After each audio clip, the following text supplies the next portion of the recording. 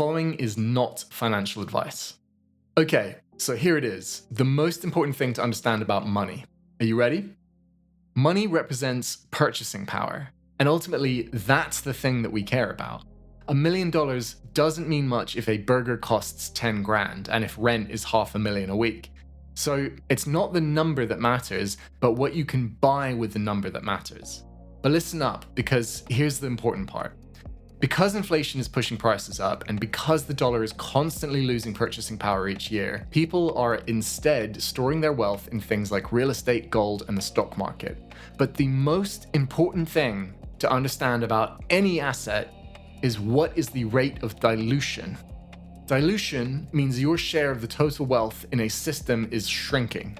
For example, if the total money supply grows by 8% per year, but your savings account only earns 3% interest, your money's buying power is actually being diluted by 5% per year. This means your share of the network's value is shrinking while someone else's is growing. This applies to all assets though. The total supply of gold increases as more is mined, historically around 2% per year. When a company issues new shares, it dilutes the value of existing shares. As new homes are built, your house represents a smaller percentage of all the houses that exist.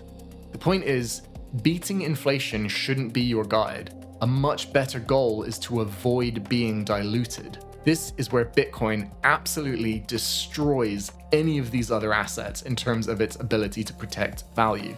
There can only ever be 21 million Bitcoins. The rate of dilution is halved every 4 years until it eventually reaches zero. Zero dilution. There is nothing in the world that can protect your purchasing power better than that. A really common criticism here is that there are thousands of cryptocurrencies and that a better version of Bitcoin will come along at some point. But that's just not true.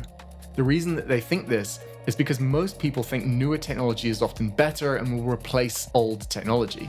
This is true for things like computers and software, like social media platforms, but it's not the case for communication protocols. These are fundamental systems that become more useful the more people use them. Once they become dominant, they tend to stick around indefinitely. An important distinction is that technology is winner take most, and communication protocols are winner take all. Think of things like Ethernet for wired internet, which is 50 years old and still widely used. USB for connecting devices, which is a communication protocol and is over 30 years old. Simple Mail Transfer Protocol, or SMTP, for email. These protocols are designed to be simple and robust. They get updated and improved, but the core protocol remains. This is the model that Bitcoin follows. It's a foundational, dominant protocol for money, not a fleeting trend. Many people feel like they've missed the boat with Bitcoin. However, if you think of Bitcoin as a communication protocol, you're still early. Imagine saying that you're late to joining the internet, or late to using USB or email. Yes, others may have got there before you, but that doesn't mean you're late. You arrived precisely when you were meant to.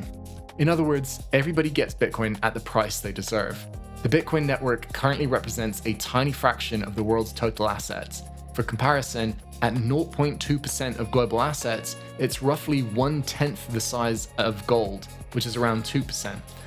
But the total potential for an infinitely portable, trustless, permissionless bearer asset with a perfectly scarce supply that cannot be diluted is much, much larger than you would believe. About 50% of everything. It's easy to look at the price of one Bitcoin and think that you've missed out, but that's a common psychological trap known as unit bias. It's important to remember, you don't have to buy a whole Bitcoin. There are 100 million Satoshis, or sats, in each Bitcoin, and at around $100,000 per Bitcoin, 1,000 sats is $1.